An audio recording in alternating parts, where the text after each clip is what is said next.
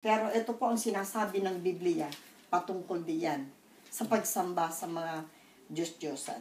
Sa Isaiah 44 verse 9. 44 verse 9. Okay. Simulan ko na po. Opo. Walang kuwintang tao ang mga gumagawa ng rebulto. At walang kabuluhan ang mga Diyos-Diyosan. Kanilang pinahahalagahan. Mga bulag at hangal ang mga sumasamba sa mga ito.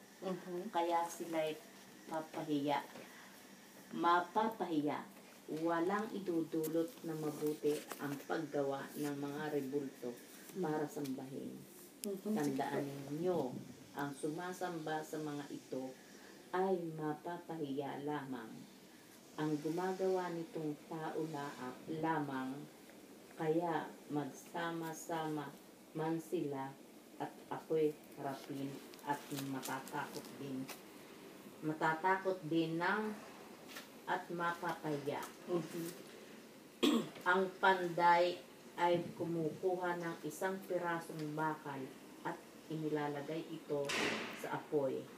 Pagkatapos ay pinupukpok ito ng malakas niyang bisig hanggang sa maghugis. Sa paggawa nito, siya ay nauuhaw, nagugutom at napapagod. Ang karpintero namang ay kumukuha ng isang pirasong kahoy. Ginuguhitan niya ito ng anyong tao, saka inuukit hanggang sa mayari ang isang magandang rebulto.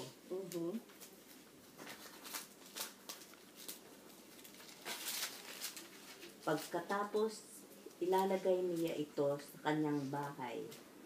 Maaaring mamili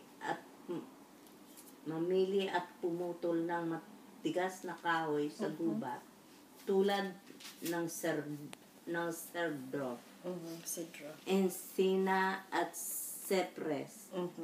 O maaari siya ay magtanim ng laurel.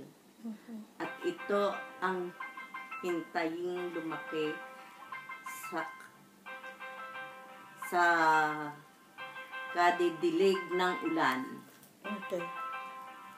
Ang kaputol na kahoy na ito ay ginagawang panggatong at ang kaputol ay Diyos-Diyosan. Ang isang piraso ay iginagatong para mabigay init sa kanya at para paglutuan.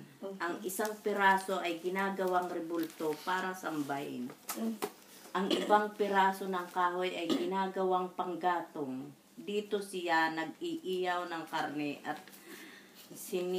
nasisiyahan siyang kumain ito. Kung nadarama niya ang init ng apoy, ay nasasabi niya ang ganito, ang sarap ng init. Ang natirang kahoy ay ginagawa nga niyang Diyos na kanyang niluluhuran at sinasamba. Dumadalangin siya sa rebulto. Iligtas mo ako sapagkat ikaw ang aking Diyos. Diba ba? Yun po ang itsura ng isang yun po ang isang kalalagayan ng isang taong hindi nakakakilala sa tunay na Diyos na buhay. Di po ba?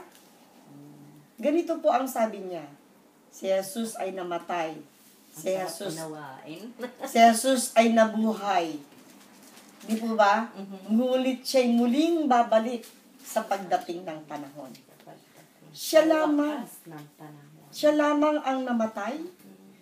Siya lang ang nabuhay. At siya rin ang iniintay natin sa ating muling pagbabalik.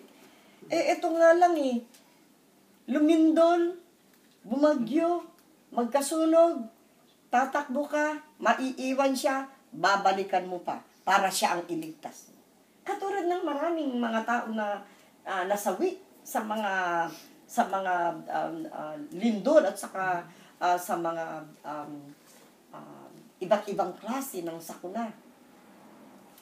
Ang sabi ng ating Panginoon, ako ang inyong tagapagligtas. Hindi niya sinabing, iligtas niyo ako. Sapagkat siya'y buhay.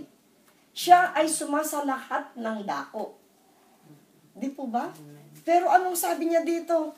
Hangal ang isang tao na sumasamba sa mga Diyos-Diyosan. Sapagkat ito'y isang kaputol na kahoy lamang, inukitan, ginawan ng anong tawag dito? Ginuhitan at ginawang imahen. Pero ang sabi niya, mapapahiya silang lahat sa akin. At ang sabi niya, kung itutuloy po natin, masarap sa Tagalog sa susunod